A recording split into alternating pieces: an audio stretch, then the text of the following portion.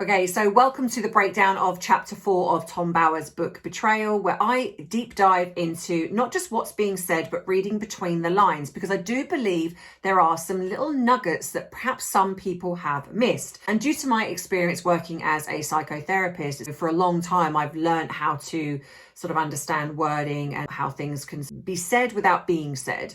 So if you're interested in deep dives into the psychology behind, well, in this case, Harry and Meghan's behaviour, then this could be the channel for you. Please don't forget to like the video if you've enjoyed it, subscribe so you do not miss future uploads, drop me a hype if you have one going spare. So if you're new here, welcome, grab your drink of choice, whatever that is, sit back, relax as we get into some tea, some truth with a touch of therapeutic psychology.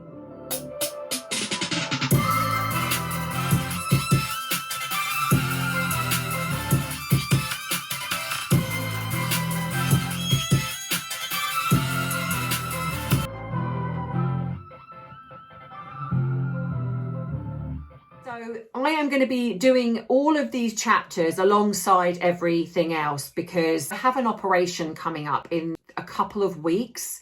So I'm going to be utilizing some of these chapters to drop in whilst I'm recuperating, because I may not be able to come on and actually do a video. I don't know. I don't know what my recovery is going to be like. I don't know how much pain I'm going to be in, or groggy or whatever. So I'm going to do a few backups of these chapters, and so if possible, I know that maybe you might all be a bit fed up of it, but if I could ask you to support that for me, because and then when I'm fully better, I will be catching up on everything I've potentially missed, but hopefully I won't miss too much. But just so you don't get nothing, I will be pre-recording some of these chapters and dropping them in, but I want to do the lot, all of them.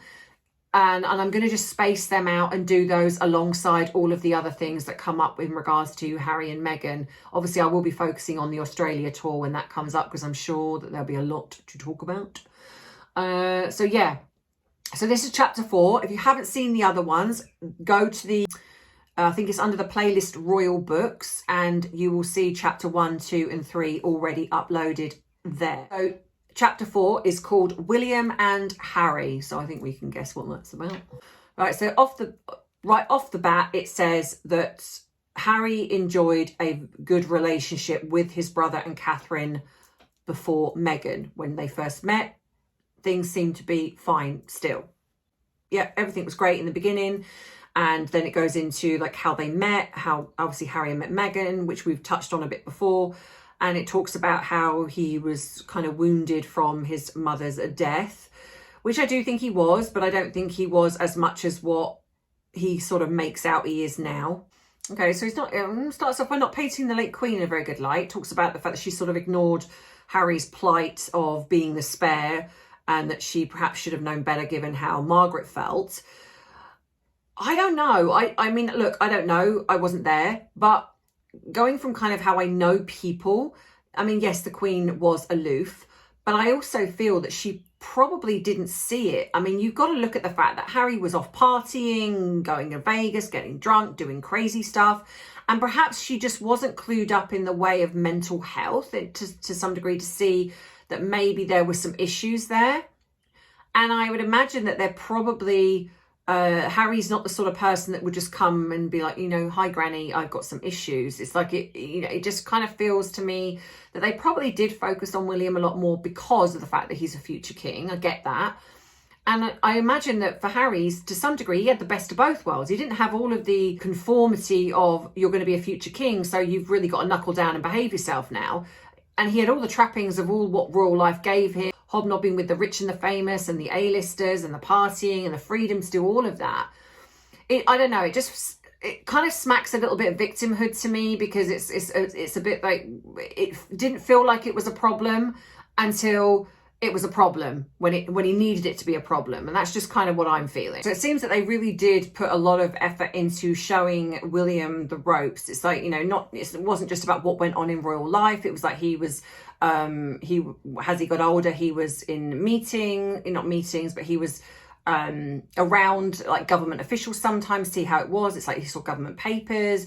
It was like, she invited him to see the world, to see how it was, like traveling to Commonwealth countries. there was a lot of this, like, really setting him up for how it was going to be in royal life. She also told him to cultivate friendships very carefully, and relationships very carefully.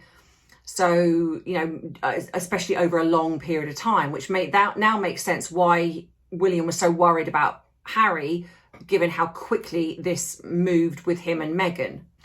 Okay, so it does touch on the fact that lurking in the background was this aspect of Charles not being Harry's father. So that's interesting that he does mention that. I do see this in the comments. People will say that they don't believe that Harry is Charles's son. I really am on the fence with this one because I don't know enough to say, and I look at Harry and I do see his facial structure, and even though, yes, okay, he's got the red hair, but then that is also a Spencer gene as well. So but he does have that kind of, like, the narrow eyes, which are very similar to Charles. So if someone was going to really pin me down and say, do you think Harry is Charles, I would say yes. But, you know, like almost like a 97%, maybe that 3%, I'm not 100% sure. But anyway, so, you know, but then I understand why some people believe that he's not. But it's interesting that this is touched upon, not in depth, but it is. And so this is obviously something that has, I guess, been a bit of an issue with Harry. But it does talk about Charles not being the best, like, best father. But there are many, here's the thing, there are many people that have gone through life where they've not had the best parents. They don't turn out to be this way. And there comes a point when you just stop blaming your parents for your adult decisions. Yes, it can shape your childhood. Yes, it can shape your going into being a teenager. It can even shape how you start to develop in your relationships. But there comes a point when you recognize that things are not going well, that you think, okay, I really do need to look into this. And it may mean that you are estranged from your family. It may mean that you don't speak to your parents because you have had these revelations as an adult that things were not great. It may mean that you decide that you don't even like your parents because of what has happened. But to keep living in this blame, I am the way I am because of my parents, it's like, well, that's taken you so far, but then you can change that. You can grow and heal to become a better version. I don't believe Harry ever has. I feel like Harry is very stuck in this past. You've also got to look at the fact that I don't think Charles also had loving, you know, I believe the late Queen loved him, and I believe Prince Philip loved him in the way that they knew how, but they were still quite sort of aloof and of that generation. So he didn't grow up with the cuddles and the hugs and everything being all fluffy and lovely. So I think that what, you know, you had the fact that Harry had this sort of version of Charles as a father. Then you had Diana, who was very different, very warm, very loving. However, she did utilize William as a confidant. It seemed that it was sort of, you know, as we've seen, that she did lean on him a little bit, and he was sort of there as her sounding board and someone who was very sort of nurturing and looking after his mum. And I don't believe that's correct either, but that was how their dynamic was. And Harry would have also seen that. So I think this is starting to then cultivate this jealousy that he would have seen. It's not William's fault that that's how his mum behaved towards him and was different to Harry. But I think that is when this started to formulate. So he then started to see that his grandmother, the late Queen, was, you know, showing William the ropes and really sort of trying to nurture him because he was going to be the future king. So he's getting that attention. Then he's getting his mum's attention. And so for Harry, it's kind of like, well, you know, I'll get attention how I know. And so he starts acting out and behaving very brat-like and just being naughty. And I think a lot of that was probably just down to wanting this attention. The problem with that is, like I say, is that you normally grow out of that. But then Harry, we had the death of Diana at the age that he was. Now, again, it's not about making excuses but I think it does explain a lot of his early behaviour and why Meghan was able to get in a way. Because I think she really did tap into that sort of underlying anger that he had for his mum and his brother. And I think that, yeah, that was how it was. But I do think before Meghan, I do believe that he'd started to potentially grow out of it, because none of these things were a problem. We didn't hear about any of these things. We saw footage of them talking, laughing, joking. They had the normal, typical brotherly relationship where they would probably fall out and argue. And probably Catherine was the pacifier in there, kind of going, come on now, sort it all out, you two. But it worked. You know, it wasn't perfect. But then, you know, tell me a family that is perfect. But I think that, yeah, like I've said, I think that Meghan sort of came in and she just saw this, a way of putting this wedge and isolating Harry. And because he's, I'll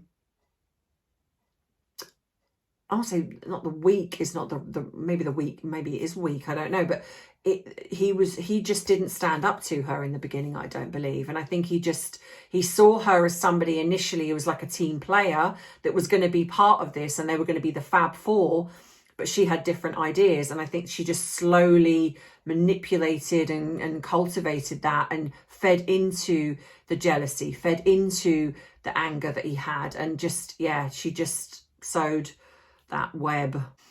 I think it goes into the fact that as Harry sort of grew up, he was very much reliant on people to do everything for him, literally shopping, cleaning, you name it. He had everyone doing things for him. He wasn't, whereas I think that, so from what I can see, is that William was just very different in that way. He didn't do that as much. So when you look at that Harry's grown up with this almost sense of entitlement, it is not a far stretch to then see that when Meghan come along, this dominant woman who is like, I'm going to do everything and we're going to do this and we're going to do that, he's just sat back and just let her get on with it. And he has just reaped whatever rewards come his way. So she tells him what to do. It's like, you jump, I say how high and when do I come down type of thing. And that, that tells me a lot, because I just think that he's definitely somebody that is he's very reactionary, very volatile, but he's also very submissive in that way. I think he's just lazy. I think he just wants everyone to do everything for him. He doesn't, which is why it makes sense that the only thing he's ever really put his mind to are things that have been set up by somebody else. Invictus was set up by yes, it was sort of partially his idea with somebody else, but that was all set up for him, and all he had to do was just turn up, and which is really what he has to do now. It's all set up. He's got everyone doing it for him, and he just slots in. Or the charities, again, just slots in. When it comes to actually anything that is remotely hard work, he can't do it. Netflix, what is he's done the mockuseries, which is just them just talking about what they know, slating the royal family and lying, pretty much standard, and Polo, because it's the only two things that he knows. And in a way, Meghan's no different, because she's just gone back to basically doing TIG 2.0. So she's just doing what they're both just lazy, and they're entitled. I think Meghan has also grown up very spoiled, so she's the same, and so it's no wonder really these two kind of aligned together. It starts to touch on Harry's drug use and alcohol issues. And I think, like I say, this started quite young. And usually when that happens, there is an arrested development. And you add sort of that with the previous trauma of losing his mum. So this explains why, to me, like when you look at Harry's behaviour, it is very teenage-like. It is very like, why won't you give me attention? I want attention. You're telling me no. I don't want you to tell me no. And I think he's so used to his family bailing him out and doing everything for him, which is ironic given he says that his family never protected him. All they ever did, in my opinion, was protect him, because let's face it, they cultivated that image so well that he was the second most popular royal. And look at where he is now, because this is the real Harry. This is who he is. So they cultivated that very, very well. So this whole thing of him being jealous of William, well, he was actually far more popular than William before Meghan. So like I said, I don't think that there was even really a problem until Meghan come along, and suddenly that problem was curated of like, you know, I'm the spare. Well, that was never even really mentioned before. I'm sure that there were little rumblings, but nothing to this degree. So yeah, so it does talk about, yeah, his drug use. So apparently, at the age of 17, he was exposed for taking. I think I've got to be careful what I say here, but taking this, and he asked them to put out to deny it all and say it wasn't true. So again, this whole thing of like, and even though we know it's all come out now with Harry having this relationship with this reporter, the irony, we know Harry's a liar. So now we know it's coming out that he's Mr. Mischief. I was bored and I did create this. I don't know why. I just did. And then I went a little bit further and created this video. My name is H, but my ladies call me Mr. Mischief. Yeah, because I was bored. So yeah, so he's Mr. Mischief, and it's come out that Charlotte Griffiths called him H. This whole, that's my little pet name. Yeah, not so much. So I think that whole skiing thing and then the Easter thing, I think there's a little bit of revenge going on there. So this is a little bit weird for me because I know that a lot of stuff has come out in regards to Harry and his military or lack thereof. And Tom Bower touches on the military, but actually doesn't go into any of it at all. And actually the way it's almost portrayed as if Harry actually did do those tours and come back with PTSD. Now, look, I'm not saying that Harry maybe did not see some things over there. I'm sure he did. And so that could be as a result of that, especially coming from the bubble that Harry, the sort of cocoon that Harry has grown up in. I'm sure that was quite shocking. It said that he was quite popular and that sort of changed the relationship between him and Charles. Charles seemed to have a bit more respect for Harry because of that. So I don't know. I mean, I don't know whether maybe Tom Bower wasn't allowed. Maybe he wasn't allowed to go into it, or maybe he couldn't get any credible evidence of anything. But it's like he doesn't even mention the fact that some of the things that were like the way that it was portrayed in the media of some of the pictures, they were photo opportunities. They were training, but made to seem like Harry was on the front lines. And I'm disappointed that Tom Bower hasn't actually delved into that a little bit more. Maybe there's a bit of a grey area there. Maybe he's not allowed to. I don't know. So apparently it seems to that a lot of Harry's issues then came out after he come back from when it was, I think it was exposed where he was in the media in regards to the barrack he was at. And so then because obviously I think it was deemed that he was putting people at risk, so he had to come out, and he didn't handle that very well. So he then turned to what he's done before, which is very common when it comes to things like this. You turn to drink and drugs.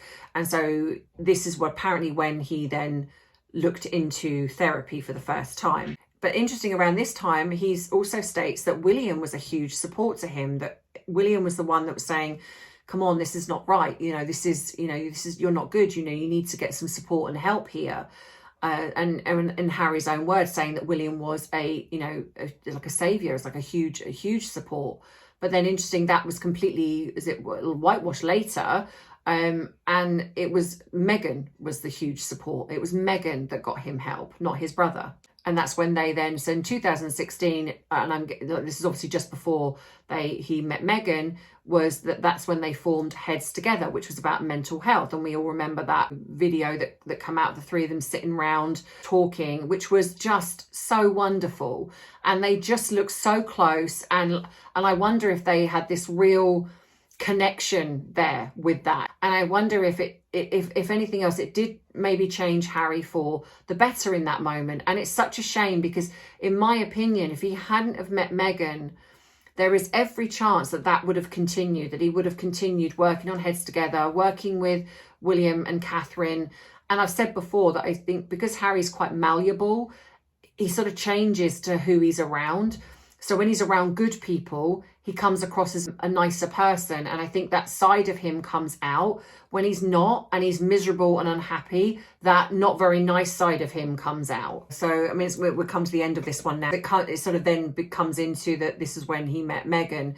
And it just feels that all the little sort of grievances that he had, I think that there was some degree where they were sort of still there a little bit under the surface, but he was working on those. He was a lot healthier within himself. But unfortunately, I think when William and Catherine got married and then they had staff and it's like things sort of got bigger for them, it then compounded with Harry when he's got this little place, which was then reinforced by Meghan in that, well, look at what they've got. Why haven't you got that? You know, and she really fed those insecurities that he had, which I think if he hadn't have met her, they probably would have just dissipated, or he would have just continued to work on them and develop with this relationship that he had with his brother and sister-in-law. But Meghan just severed it, and he severed it as well. But I think she, as we know with a lot of narcissists, the way they find that vulnerability and they just chip away at it. And I think the minute she sort of recognized that she could sort of feed on the jealousy and the things, and you've also got to remember, I think that she would have been very jealous of Catherine from the offset, purely and simply because William was the one I believe she really coveted. I think she definitely saw herself as a queen. She saw Catherine as beneath her, but she also would not have liked the relationship that Harry had formed with Catherine. They were very close, and she would have hated that. So she would have immediately needed to come between that.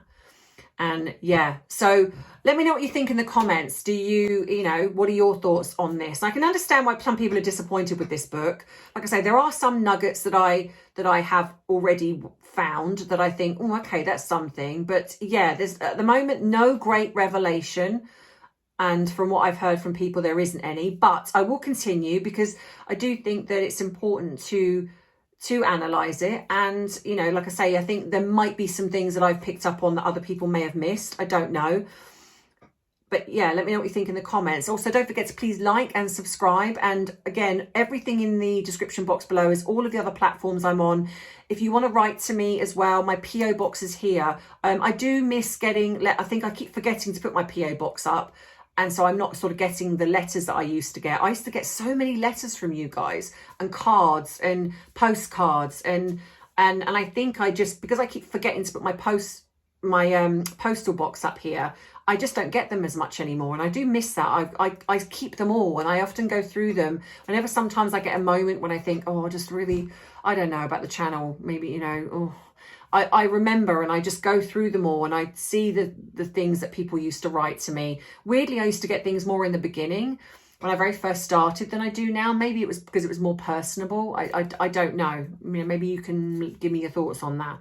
But yeah, if you are, you know, if you fancy writing to me, then please do, because I do love reading them, and I get a lot from them, especially when I'm recuperating in after my operation. It will give me something to read. So yeah, just like I say, thank you so much to everyone who got Arthur something as well. He had a lovely little birthday. Got a picture of him here, his little birthday bandana. And so thank you to the people who sent him a little presents. That, bless him, he was quite spoiled. Little 7 years old he is now. My boy. If you want to join me on all the other platforms, then you can. Just, yeah, come and join me over there. I do lots of ranting and raving and all sorts of things over on those other platforms. If you're on Facebook, come and join the Facebook page. All of the links are below.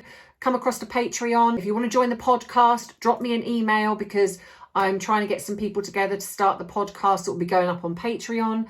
You can super chat, all of the things that you know that you can normally do, but they're optional. They are not necessary, but they just help YouTube with keeping me going. So I need to try and keep this channel going as much as I can.